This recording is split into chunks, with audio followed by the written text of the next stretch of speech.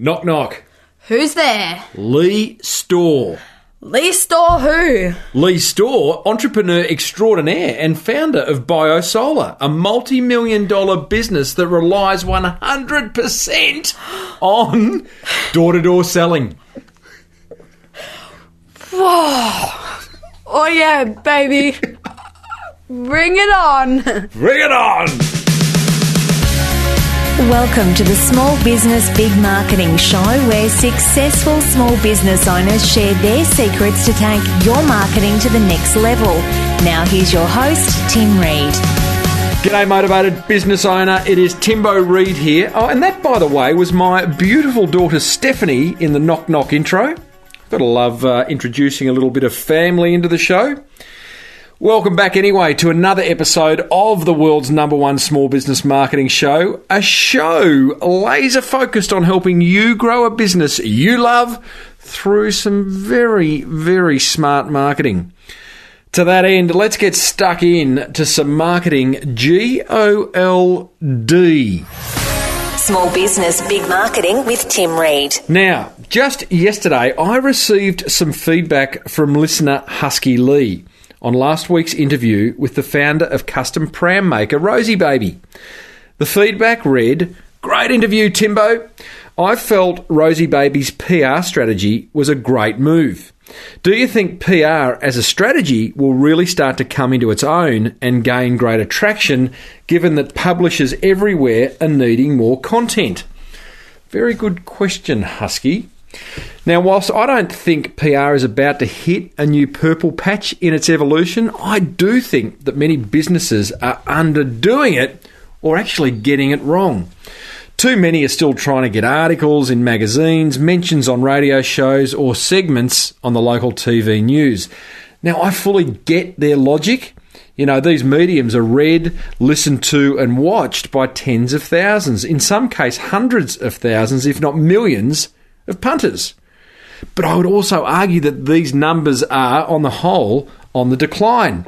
Plus, the advent of the second and third screen has meant that the TV show viewer, for example, is no longer fully engaged in what they're watching. I think the big publicity opportunity lies in businesses targeting podcasters, bloggers, and video marketers. Nudge, nudge, wink, wink. Whilst our audiences may be smaller, certainly in my experience, they're a hell of a lot more engaged. And they invest a whole lot more time in consuming our content. Think about it. As a listener of this show, you've actively sought it out. You've downloaded it to your smart device and have now chosen to allocate time to tune in.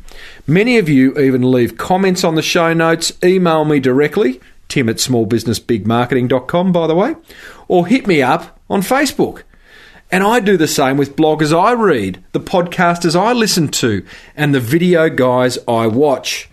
I truly value what they have to say. So it begs the question, why aren't more businesses including these modern marketing channels on their PR hit list? I'm guessing because it's perceived as being too much like hard work for little reward. How wrong they are. In the 5-year history of this show, I've been sent a box of coconut water to review. Yep, coconut water. A load of books from publishers to read.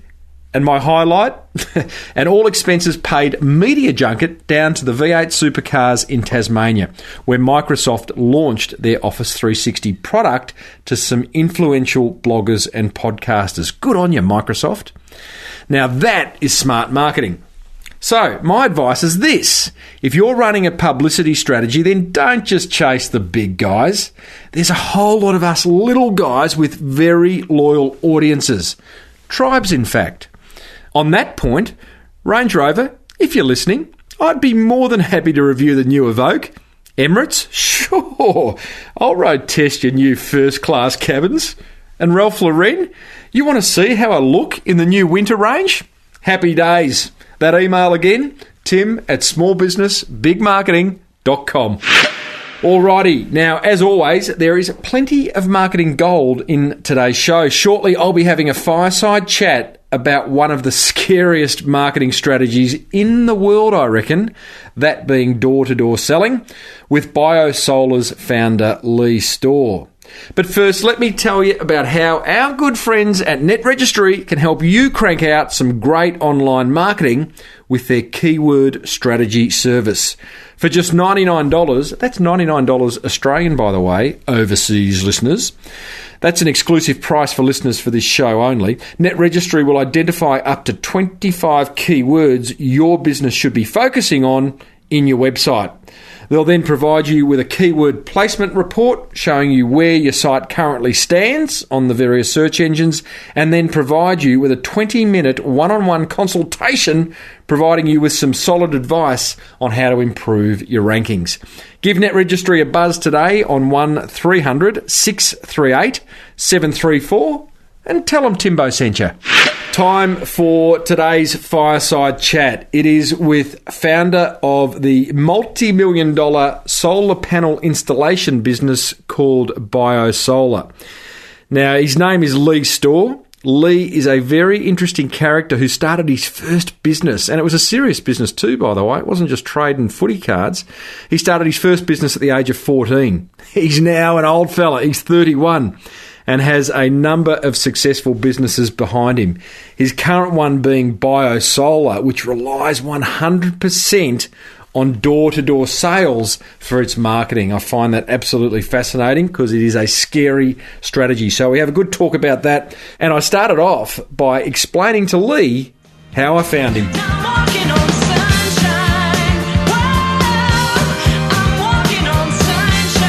Now, mate, I put a text out to a joint friend of ours, Brad Smith, who's a past guest of this show, saying, hey, Smitty, who should I get on the show next? And this is what he wrote back, Leigh. He said, you got to get this Leigh bloke from BioSolar on the blower. He said, I said, yeah, okay. So then I texted him back and said, what do I ask him about? Why would I get him on the show? And Brad, and by the way, listeners, Brad's from Brarp. If you haven't listened to that episode, go back into the archives and have a listen. But he says, ask Leigh about his high school business. Ask about door knocking, his measurement systems, and most importantly, this guy is the gun. Absolute legend of sales. Ask about sales process, bundling, upselling, and payment plans. I will listen. Mate, the pressure's on. It certainly is if he puts it up like that. So, well, to that end, my first question is, you are a man of many talents, Leigh. What's your superpower? Superpower? Probably massive activity, massive action. Interesting. No specific superpower, is just putting things into motion. It was when I hear that, and I actually... One of the connectors between all the people that I've had come on this show has been their ability to take action. Do you believe any action's good, or that you've got to take the right action? You got to take the right action. My sort of main thing that I train into salespeople is just pretty much the golden rule: activity times skill equals result. Is if you don't go to work on both of those areas, if you just take massive action without developing your skill and your approach to things, is you just got a motivated idiot. Mm-hmm. So you want to make sure you balance out the two, and if you got to work in both areas, massive action with massive applied skill, then you're going to get a significant result. Yeah, that's pretty clear. So, Leigh, let's go way back, mate. Year 8. Tell us about that first business you had in high school. First business. That's going back a bit. I was 14 years old when I started it. I grew up in country Victoria, and I went to an underage sort of disco band event. There's about 400 people there out in a small country town outside of where I lived. And friends that were from the farming community sort of invited me over, and I thought it was the best thing ever. And I thought if only everyone in the town that I was from really knew about this. Yeah. So straight away I thought, well, there's 400 people here. If everyone I knew and people from the town knew about it, and there's some buses coming out here, we could probably get more than that out here. And there's a few things that they did on the night that I thought could be improved as well. And so I just organised an event. So 8 weeks later, I had the first event. What kind of an event? So it was had a DJ there as well as some bands, some local bands, sort of a battle of the bands competition. And you're 14?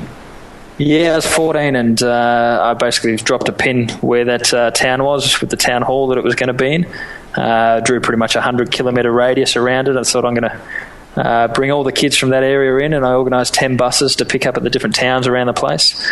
organised the bands, the entertainment on the night, security guards, and the challenge was I was 14 and this kid organising this event, a kid with no money, and so I put on a deep voice over the phone and negotiated it all by phone, organised buses, organised security.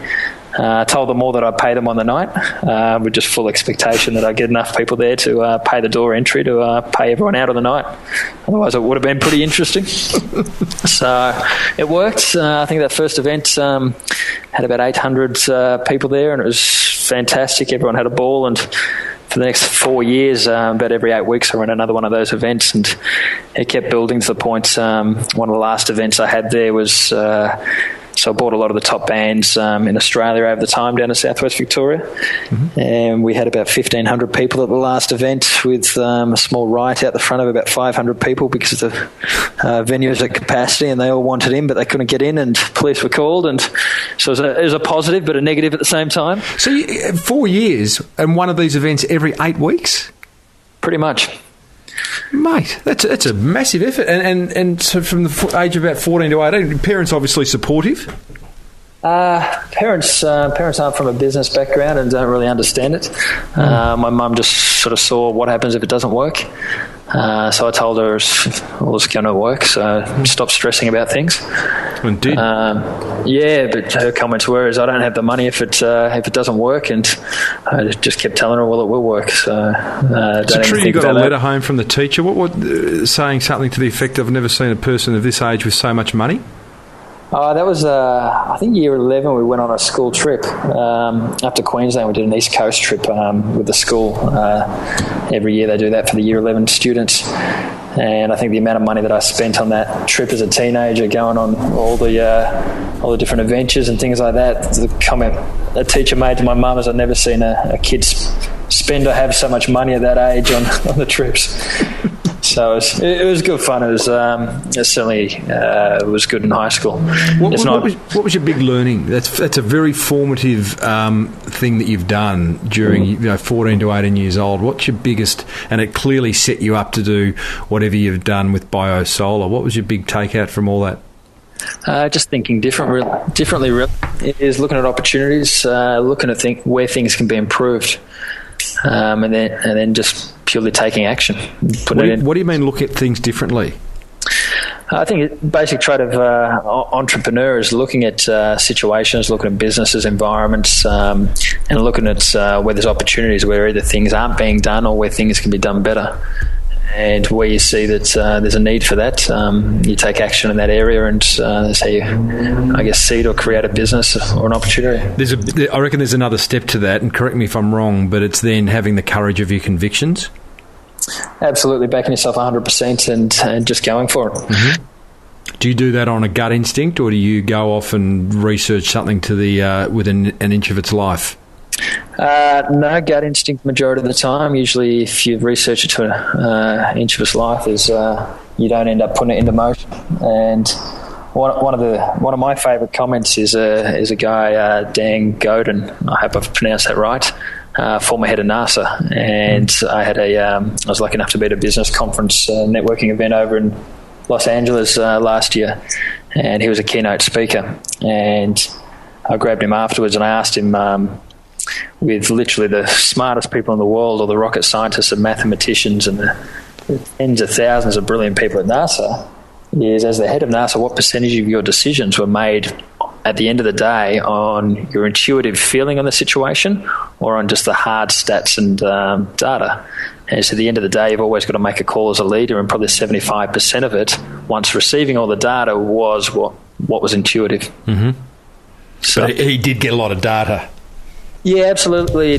But he said a lot of those big decisions is you've just got to make a decision and back yourself at the end of the day. It's not conclusive, and you go for it. It's a bit like that Malcolm Gladwell book called Blink, which could have been written in a page, but it's about a 250-page book. But it basically says when you're confronted with an opportunity or an idea or something, you know within a blink of an eyelid whether it's the real deal or whether it's right or whether it's wrong for you. Yep, I'd agree 100% with that. Yeah. Yeah, that's interesting. It's also reassuring, mate, because I do also operate off the gut instinct, and I've got a couple of mates who are highly considered. And sometimes I feel myself going, geez, I wish I was like them. But then I think, no, you know what? I enjoy operating from the gut. Yeah, I often find when I don't trust that, and yep. That's where decisions are made that aren't the most appropriate or the best decision. Leigh, just fill us in between. You've left school at the age of 18. It sounds like the whole the band thing, the event thing came to an end, and you started BioSolar a few years down the track. What did you do between leaving school and starting BioSolar? There's quite a lot of work in between. Is there? Yeah, significant. So I sort of left the country to go down to Melbourne and do a Bachelor of Business Entrepreneurship. Yep. I thought that was everything to become a real business person. God, isn't that interesting? You've just done your Bachelor between the ages of 14 and 18, by the sounds of it. Yeah, I found the course. We were the first year through the course, and I knew sort of a couple of years out from the course that I was guaranteed entry into it because one of the lecturers was based down in Warrnambool where I lived. And as he was designing the course, he modelled, I guess, what I was doing as an entry sort of student of the target people that they'd like to enrol in the course. So that gave me a bit of a lazy work ethic through VCE as I knew that I had a guaranteed entry almost. Yep. But I found the course was a little bit too constrained to the traditional university model, and entrepreneurship really is practical application and learning in your field, and a lot of that stuff really can't be taught. And I found majority of my learning is through self-education. I spent a lot of money on self-education. Like what? Are you talking like personal development stuff or into academia? No, absolutely personal development, anything from Tony Robbins through all your sales courses, seminars, books, audios, some mentorships, and flying all over the world doing some things like that. Yep. So I find that sort of stuff is a lot more advanced than, I guess, standard curriculum in university courses, even though it was a new course. Are you very selective about what you choose to do from a personal development point of view, or do you just really kind of try all sorts of stuff? I guess selective based on where I'm at in life at that point in time, what it is that I'm needing or wanting to expand upon. Mm-hmm. So far as a range of things, everything from health right through to sort of advanced sales and business. Mm-hmm. Okay, so you've done your course, you've done a whole lot of personal development. Was there any particular business did you go and work for? Have you ever worked for someone? Only through the university days and through a little bit of high school, just some casual jobs. Enough to know it wasn't for you. Yeah, enough to know it wasn't for me. Yeah. So, what business did you start coming out of uni? Well, interestingly, the university course I didn't actually finish. Yeah, I thought that'd be the case. All the way through, and I'd done all the core curriculum courses, and I had the option to pass. I had to do 2 contextual subjects, and I had the options out of things like black holes and the origin of the universe, or lesbians in society. And thought to spend 6 months studying any of these it's not an area of interest. It's not an area that's going to contribute to everything. I don't need the piece of paper. No one's ever going to look at that. I've got what I wanted out of it, and on the way. Mm-hmm. But through sort of the end of university, I got into sales jobs. One of the key lessons I learned from one of the big takeaways from entrepreneurship was a guest speaker that we had in, and he said the number one skill as an entrepreneur that you can have is sales. And I happened to be listening to Tony Robbins at the time, and he was talking about sales as well. Mm-hmm. And so I thought I was approached by a friend at the same time that had just got a door-to-door sales job for an energy company. Thought summer break, I'm going to spend 6 weeks, learn and master this sales, and then back to the real business. I pretty quickly realised that sales is business. Nothing happens till the sale is made. Mm-hmm. You master that front end of the business, and then fulfilment secondary to that. So the next 2 years, I sort of spent working for other sales companies, growing, developing teams, and because I went into it for a different reason to others, I went into, I guess, learn and refine the skill rather than just go in as a job or just to make money. Mm-hmm. What I quickly found is applying the skill it was very easy to become the top sales rep in the organisation in a short period of time. So with that... Okay, so what skill? What are you talking about there? You've gone and applied what skill? Yeah, the skills of sales and influence, and so education-based selling. Okay, so you've gone there. So you spent 2 years door knocking, selling in what was it, solar panels, or what were you selling? No, this was energy retail churn. So from one energy retailer, yeah, right, move them across into another. Yeah, so I focus on the green space, which is an area of interest and a point of differentiation for a product and for sales. Yep. So moving customers from one energy retailer to a retailer that was using green power. Many instances they pay more for that, or that was their incentive to move across a percentage green power at the same price. So were you going door knocking, not as much focusing on selling of the product, although that was what you needed to do to earn a coin, but you were practicing what you were learning and what you were teaching yourself about selling. And so the next door you would knock on, you'd try something different and test and split test and retest things, yeah? Yeah, just constant refinement. Refinement. Yeah, so I guess we were doing sort of 6 days a week, 10 to 12 hours a day, and 8 hours a day was on field. Wow. 2 years, I didn't have a day off in that time, so it was a massive application of the skill that I was learning and developing. Well, let's talk that, because if there's one thing Brad Smith did say, and I said, what's the one thing I should talk to Leigh about? It was sales. So, and I know it's one of those things that, it does trouble a lot of small business owners, whether it be cold calling or just selling what they've got. So, where do you start with that? What's your greatest insight, I guess, from those 2 years of cold calling? Greatest insight for 2 years of cold calling. Well, we've been doing door-to-door since then as well, so that's a key part of business strategies. But key insights is turning up. Mm-hmm. Is you've only got an opportunity to close a deal if you're actually there. And I find in any given market, if you take the most action and you put yourself in front of a customer with their complete attention, is every day of the week is you're going to outsell your competitors. Mm-hmm. So that's where I find door-to-door really effective. Is one is you can control your geographic area that you're targeting. Two, you can just take massive action. If you've got 10,000 homes in a suburb, you can go and knock on every one of those doors and you get a binary outcome as a result. It is either they bought your product or they didn't. Mm-hmm. They didn't go to the next door. So you can really saturate an area and get a good result out of it. It's the rawest form, isn't it? Because, at least on the phone you can hide. I remember Smitty saying, for their cold calling from Brab, they all put on wigs, mullet wigs and Ray-Ban sunglasses. So, but when you're door-to-door, you are face-to-face with that client, so they can see you and read you and get a whole sense of where you're at. I would have thought one of the biggest issues there would be rejection. How do you deal with rejection? Yeah, absolutely. Ideally, you don't get much rejection if you're good at what you're doing, but it's always a part of it. And traditionally, door-to-door, if you're going to get far more rejection, you're going to get success. So I think certainly door-to-door sales, because as you said, is you're right there in front of them. There's nowhere to hide. You can't put on a different personality so much in front of a customer as you can over the phone, or there's no face-to-face rejection. And I guess the most pronounced example of that I've had is I had a young English backpacker that came and worked for us at one point, and on her first day she wrote 11 out of 12 contacts, which she just destroyed anyone else in the team for conversion rate, and she quit that evening because she couldn't handle the rejection because one person said no. Golden. And that was this pretty girl that probably no one's ever said no to her in her life. And that's the most pronounced example of not being able to handle rejection. 1 out of 12 said no. Wow. So what's your advice to someone listening who's going, well, I just really got to ramp up my selling skills, but I am scared of rejection?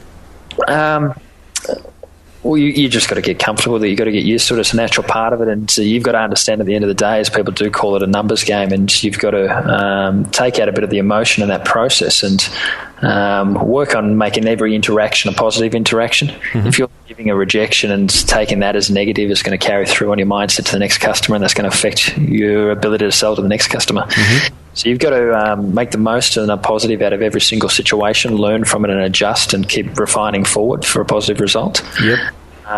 But you've also got to sit back and not look at the individual outcome. You've got to look at your statistics over a day, a week, a month, a year. Depends on the sales cycle that you've got. And if you're outside of statistical, norm on an extended period, that's where you really need to make big adjustments. But going to an individual customer and expecting them to say yes and they say no and getting really upset about that, because it's not about the individual customer, it's about your numbers across a day, week, month. Yeah, okay. Don't get too micro with it. You must have some funny stories from knocking on all those doors, Leigh.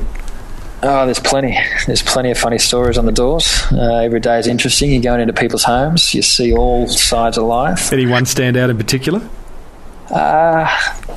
Anyone stand out? There's everything from hoarders to completely eccentric and psychotic people and the whole lot. But I guess one of the standouts was this lovely old couple is knocked on the door, and he's swung the door open with his arms outstretched and just said, "Welcome to my castle, come in," and just started walking off towards the lounge room.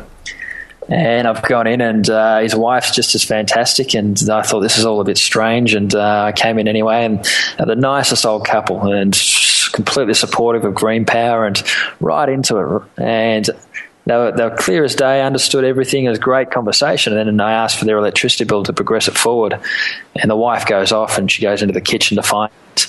I'm hearing all these tins shaking and stuff like this, and I thought something's not right, and then she's come out and she's asked for some help. She's going, "Come on, mate, yeah, come and help me." And the husband gets up and he's going into the kitchen, and they've ushered me in. And I thought, this is just a big joke. And she's opening cupboards and shaking biscuit tins, and she points to the fridge and she goes, "You check in there." And they're like, "What is going on?" And then she looks at me with this just complete blank stare, and she goes, "I'm sorry, my dear, what was it you were looking for?" And I said, "Your electricity bill." And she goes, "Oh, I thought you wanted some food." Hearing disorder.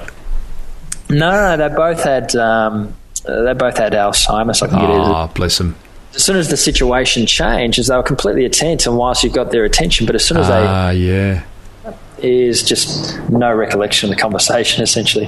Now, you off the back of that, there must have been a time where you say you're working for an energy company, you realised you're good at selling, you obviously saw a need in the marketplace for solar energy. Where'd the idea come from for BioSolar? That's still quite a way down the track. So through that couple of years of door-to-door, as I was running and building teams for other companies, I then decided to start my own company. I took on a contract with an energy retailer, put in place my own infrastructure, and within 12 months had about 160 sales staff doing sales for an energy retailer. So built and grew that quite quickly, and we had a great company, but unfortunately, after about 2 years, I walked away from that business. Was having some clashes with a business partner at the time, so I walked away and started again. What kind of clashes? Just at the time, sort of what would you call it, sort of integrity values. I find once you get momentum in a business, it fuels all the underlying characteristics of an individual and behavior. Yeah, there's greed, there's things like that. I'm still friends with a guy now, and he probably wouldn't mind me saying, but severe ADHD, and our business had ADHD as well. Right. And I found I'd be onboarding people, training, motivating, getting them going, and he could irritate people as well. But I referred to him at the time as the walking liability, and that you couldn't control what he'd say or do, and neither could he. Yeah, right. Perspective, you've got to be sustainable going forward, and you could be with a client and you couldn't control what was going to be said. So when you've only got one client and you're reliant on them for 100% of your income coming into the business, although you've got to manage the relationship, you've got to be very mindful of how you're managing it. Mm-hmm. So I ended up starting again a company on my own, built that back over to about 150 staff, and that was going fantastic. We were doing 2,000 to 2,500 sales per week for energy retail. There's a large percentage of the national churn at the time, and everything was great. It was in complete control of the company. It was growing, compounding every single month. I was 24 years old, got to the point where I'm making $40,000, $50,000 a week off the business, and just opened some offices in Queensland, fit out from Shell warehouse into, spent $300,000 fitting it out into really nice offices for the guys. And the day that we had the opening office party, the CEO and the national manager flew up and axed the contract. Nice. The big learning lesson there for me, and the takeaway was that I knew 100% of what was going on in my business, but I was unaware of some of the factors that were affecting the macro market. Mm-hmm. So the wholesale, where the government committed to protecting retail prices after deregulating the Queensland market, the wholesale price actually exceeded retail for a period of time that year. Mate, tell us about that day. Tell us about they flew up. Did you know why they were flying up? Once they sort of said who was coming up, I had an indication that this wasn't to join in the celebrations of the open. So I had some reservations. I've got an extremely large stress tolerance or stress gap. But look at everything as my common response to major things like that is isn't that interesting, and look at what else it means and how to go about it. So they arrive, they give you the news. I imagine it was a relatively quick meeting. It's reasonably quick, reasonably direct. Rather than just completely axing the contract and causing a lawsuit, there's a loophole in the contract, and they just reduced the target down to a fixed 50 sales per week, so from 2,500 to 50. You got 150 staff that you're operating with and fixed overheads, and went from making 40,000, 50,000 a week down to losing 15,000, 20,000 a week, and sustaining that as long as I could, whilst they promised that they'd be back up and opening sales again in 6 weeks, which turned into 12 weeks, which continued out, and 6 months later I pulled the pin on it. How much did you do? Ended up probably losing more than I put into it, and ended up with personal guarantees of about 1.2. Right. And took accountability for all of those. I learned to negotiate very strongly in that period, and I guess when you got nothing to lose and all intentions to make good on the situation and move forward. Here they come now, mate. I can hear them coming to get you in the background. The siren. Did you you obviously you got a high tolerance for stress, but was there a point where you kind of almost like lost the plot? Not really. There's times of increased stress, of course, and at times of questioning things. But I think building businesses and rapid growth and doing them all from bootstrap startups stress is a part of everyday life. If you get too involved in it, it's just going to eat you alive. Now, many people would have experienced that, Leigh, and gone, you know what, I think I'll just back it off now. But you've clearly gone and bounced back again. And I'm guessing we're getting close to BioSolar's launch. You've gone, no, I'll just start another big business. Yeah, so get in there. So I guess 1.2 million, as I looked at that as, that's a manageable, serviceable debt. I learned some lessons with personal guarantees there, and that when someone's doing business with a company rather than business with an individual, if the business doesn't work, and that's the risk that they're taking on as well, is that an individual making good on those from a revenue or a serviceability point of view is very difficult. So when you've got, I guess, landlords wanting to crystallize an entire rental period and put that on the pile, it's very difficult to manage that. And I negotiated with all of them. I told them all that, look, this is the situation, is after the last 6 months there's no money there. I've got full commitment to repaying these, and I'm a capable business person, and I'll get back up and going and service these debts, but let me be clear, is that right now there's nothing there, so if you push it too far there'll be nothing to recover. Work with me, accept a minimum payment per month, which I can manage at the moment, as a token of goodwill, and then as I'm back on my feet and getting momentum, I'll take care of all of it for you. But work with me on this, and they're all supported. There's, I think, 12 different personal guarantees. They're all supportive except one who hit my credit file, and I said to him, look, that's really the only point of leverage in the situation that you had, is that I'm doing this to repay everyone, and the only way I can do that is by being in business, so I've got to protect my credit file, and that was one of the terms of the negotiation, I guess you'd call it. You've now damaged the ability for me to recover the money for everyone. So unfortunately, as I said, you're now at the bottom of the list, and once I've paid everyone else off, I'll get around and I'll pay you off. How'd that go down? She didn't like it. She was operating on behalf of a bank, and yet she accepted it. And I said, look, you can push it as hard as you like, and I'll take it right through, and until you get a settlement, I'll then negotiate, and you'll get less than what you're asking for in the first place. Good on you. So now you got to be patient. It became an example to the others, and I made good on it all. So it was a process there that took a situation for what it was, communicated it for what it was, worked with them, and recovered that. So a positive outcome all around. But rather than sitting on the sidelines for a period of time, having thrown in the cards, is got back up, ran even faster, built another business, recovered all of that, and then moved positively forward. And is that when you started BioSolar? No. Excuse me. No, really? I'm just conscious of time. These episodes generally only go for 24 hours. So at that point, I started again, and just the timing was there. I knew how to build a direct sales force. Looking at what to do next to the market is solar. Being selling large scale renewables was always my end vision. That's where I wanted to naturally progress towards small scale renewables. The market wasn't quite ready for it yet, but the government announced the insulation scheme. So that was interesting. I looked at that scheme. I thought, it's taxpayers' money. It's a very public campaign. This is going to be very strongly regulated and audited, which is fantastic. They're not going to let just anyone do it. So applied the same sort of compliance and structure that we'd developed in the energy retail market, which is probably the most highly regulated at that time from a sales market, and applied it to insulation, and that became our point of difference. Our quality control and our compliance, a 6-step installation process that guaranteed the customer a safe and compliant install. And we did fantastically well out of it. Got to the point where we're installing 400 or 500 systems per week, or not systems, installations per week. Finally got a breather out of all of that. I took a week overseas with my fiance once the business was up. Again, we had about 140, 150 staff going. And on the last day of the holiday, the government pulled the pin on the insulation rebate. So I came back to unwinding all of that, and several months later I started the process to start BioSolar. So that brings us to there. So it's been a lot of hours, a lot of work, a lot of building and managing businesses. What do you love? What do you most love about it, Leigh?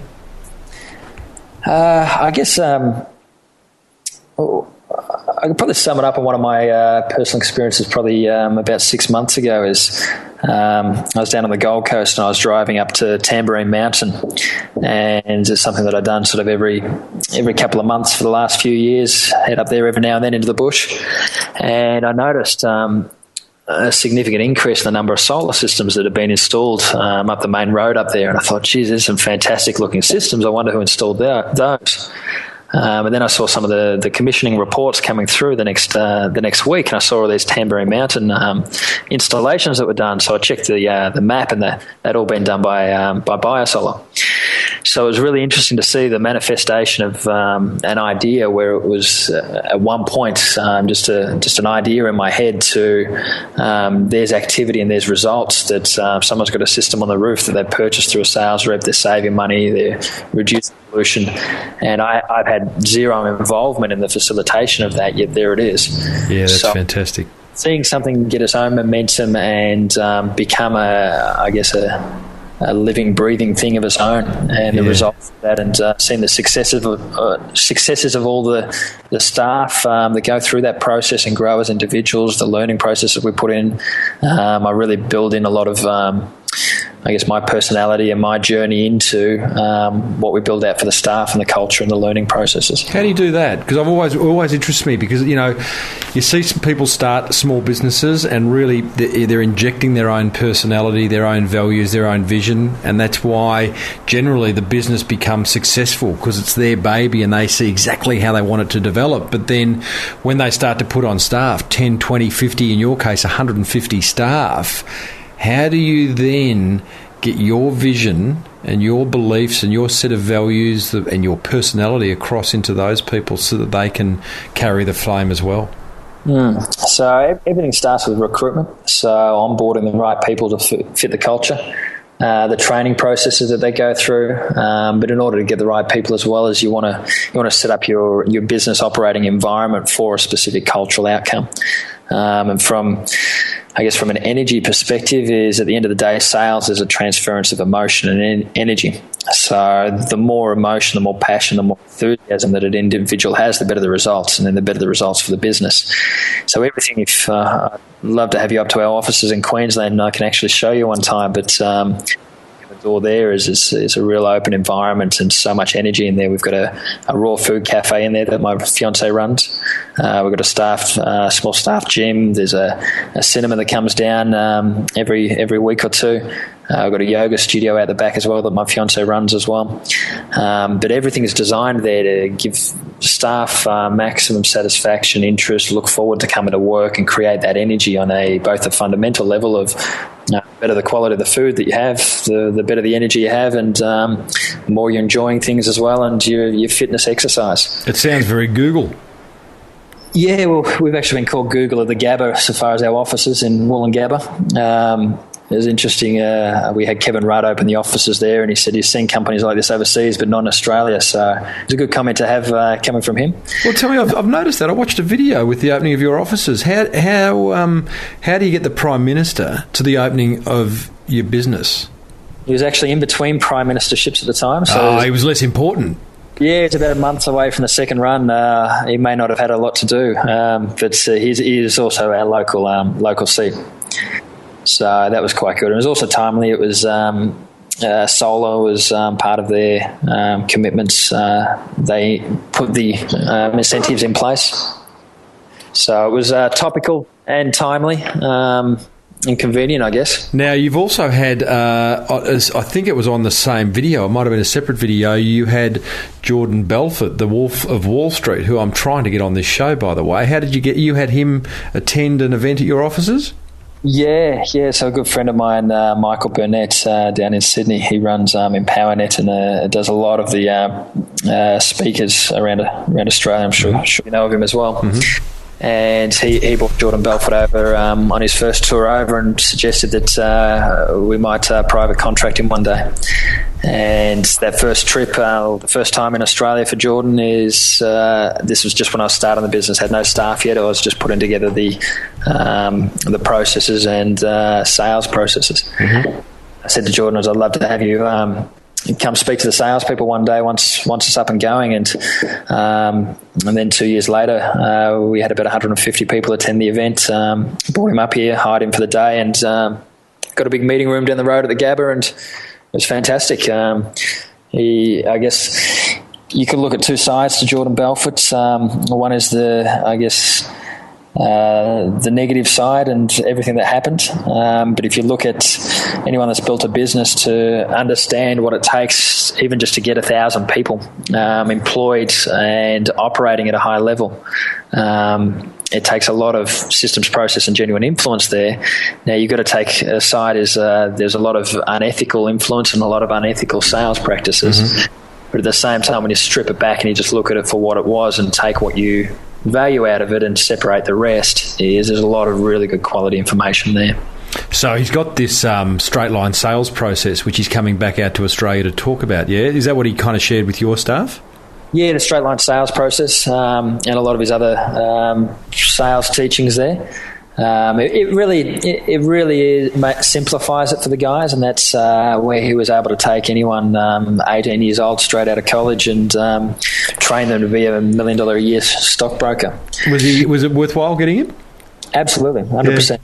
Yeah, so he's a really interesting guy, very charismatic, very interesting with his stories. The movie sort of says half of it. Great book.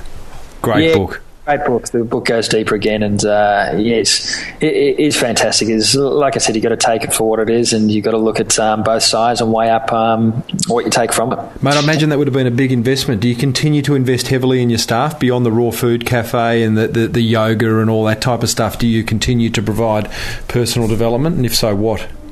Yeah, absolutely. So the way I look at recruiting and developing and retaining staff is 5 key areas. One is the financial side, of course. Another one is fun, so creating the right environment for the team. They've got to look forward to coming to work and invest in what they're doing. Another one is growth and progression, and that's both personally and professionally.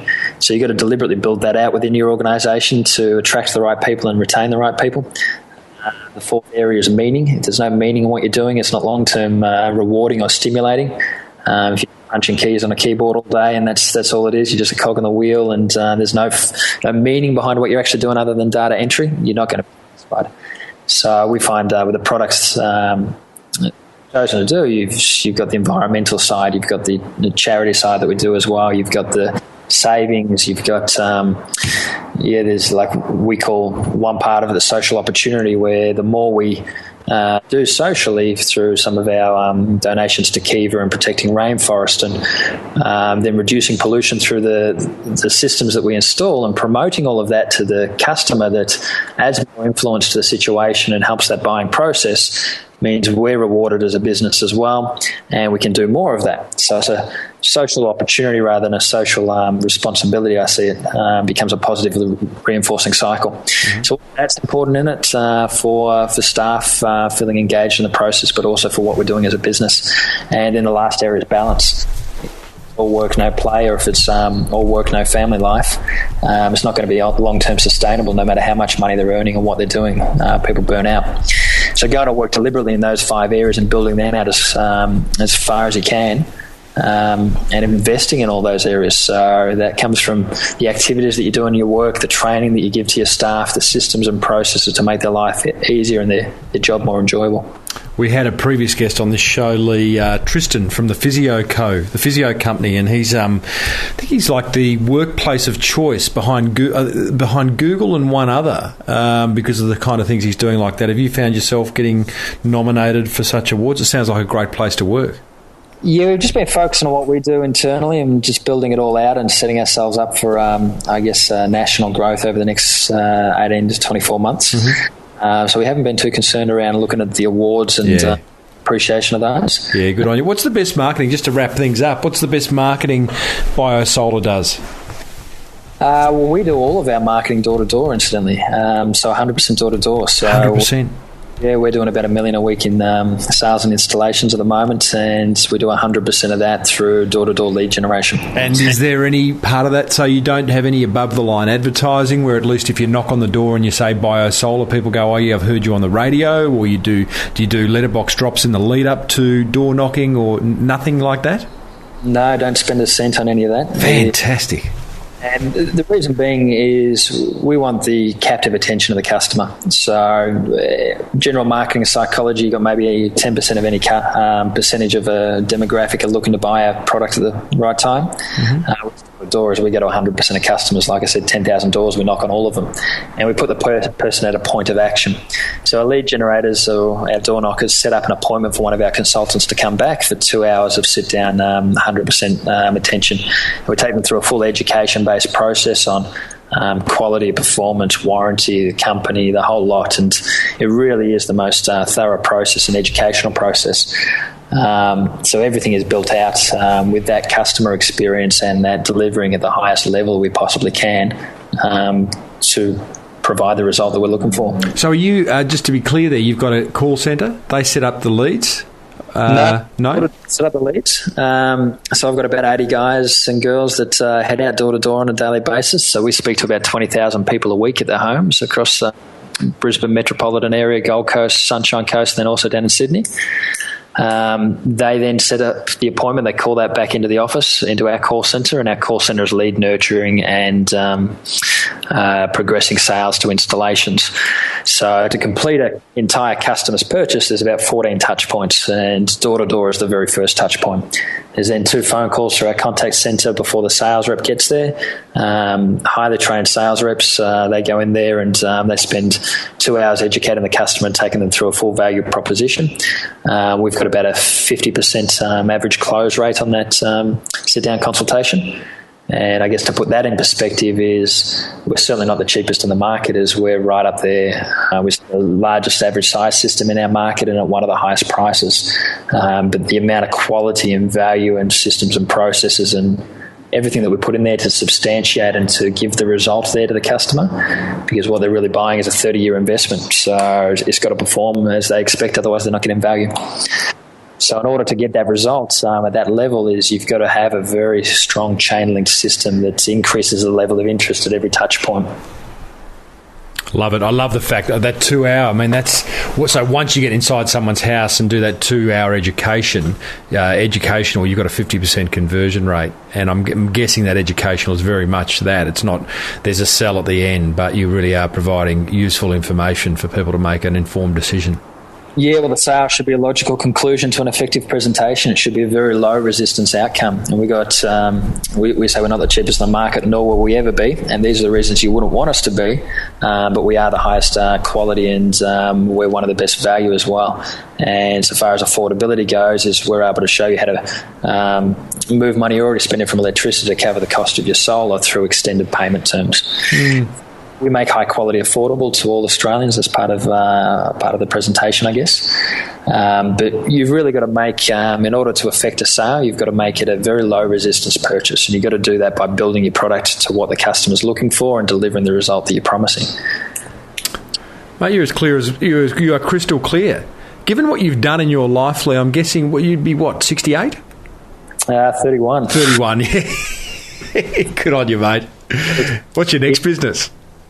My next business is some extended travel after all of this, after BioSolar. So I've still got some years left in BioSolar. Yep. To achieve what we wanted to achieve and what I set out to achieve, which is the national leader, and to actually get to a point where we're a genuine disruption model in energy retail. And as a market, it's at that point, but where we're going next is it significantly accelerates the growth and really disrupts the market. Very early days by the sounds of it. Not early days. A lot of foundation work, a lot of process, a lot of meetings, and a lot of back end to get it to here. And now it's just injecting the last components. But we've gone full vertical integration. We bought a contract manufacturer of panels and inverters so that we can control the quality all the way through. And one of our shareholders' businesses that we're looking at merging with shortly is an energy retailer. So we'll have full energy retail licenses, and we'll be able to put systems on customers' roof where they pay nothing up front and they only pay for the energy it produces at a reduced rate that's fixed for an extended period of time and 100% green power. So it becomes a very low resistance, completely competitive to energy retail, but you're moving customers away for life from the retailers. Hey, Lee, I really appreciate you sharing all this, mate. It's a great story and well done so far. Maybe we can reconnect down the track and see where you're at. But thanks for being part of Small Business Big Marketing. Absolutely. I appreciate it, Tim. It's been fantastic, and really enjoyed the conversation.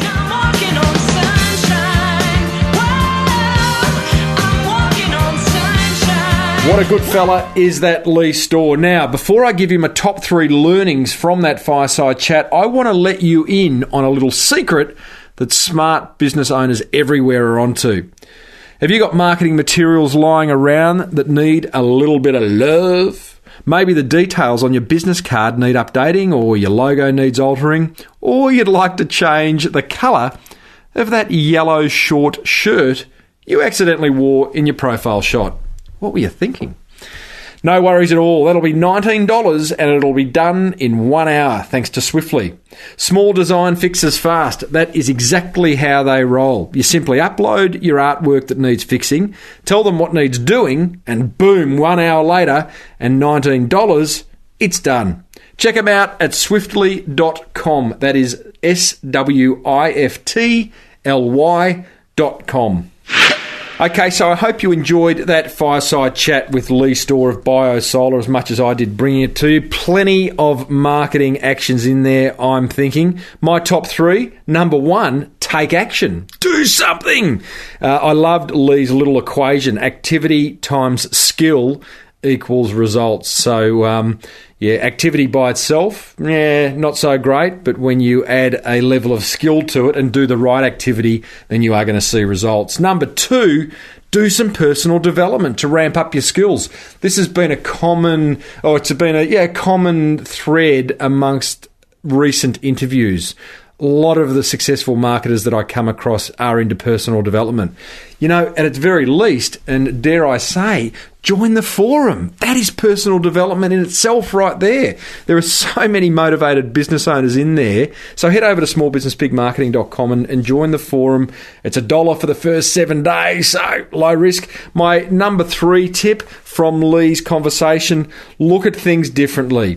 Is there something that you can be doing better or that can be done better, or something that's not being done at all, and do it? All right? So again, that's all about taking action. Loved talking to Leigh. I hope you enjoyed it. If you did, I'd love to know what you got from it. Head over to the show notes at episode 188 on smallbusinessbigmarketing.com and let me know what you thought. All right, as we slowly draw towards the end of the show, 2 very quick things. Troy Wesley from CareMonkey, ex-Google employee. He was on episode 182. He's had some really interesting things happen since he was on the show. He got followed up. He mentioned a book called Slicing Pie that really helped him figure out the equity model in his business. And the author of that book has been getting all these emails saying, hey, you've been mentioned on the Small Business Big Marketing Show. So the author made contact with both me and with Troy, which was very exciting because that author is all the way over in America. And another one, Troy has got...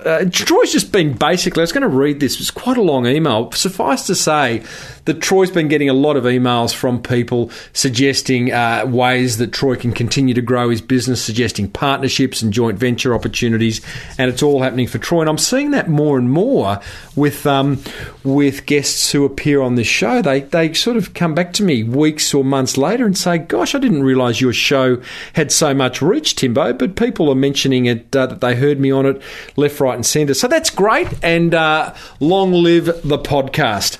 Here is a bit of feedback from Maria Fernandez. Maria says, Maria's from Spanish-bookworld.com. She says, hey, Timbo, I've just finished listening to your last show. Great episode. By the way, this is from the 17th of January 2014. So as you can see, I'm a little bit behind in feedback, but we'll get there. Great episode. Thanks so much for your podcast. It's been a faithful companion for 12 months now. Very interesting. Faithful companion. You see, again, we can create marketing like I'm doing here that becomes a faithful companion. Compare that to the ad or the brochure that isn't a faithful companion. It's more push, whereas stuff like podcasting, blogging, video marketing, publishing a book, these are faithful companions, team. So I like the language Maria is using there. I like it so much that I desperately want you to produce a second show.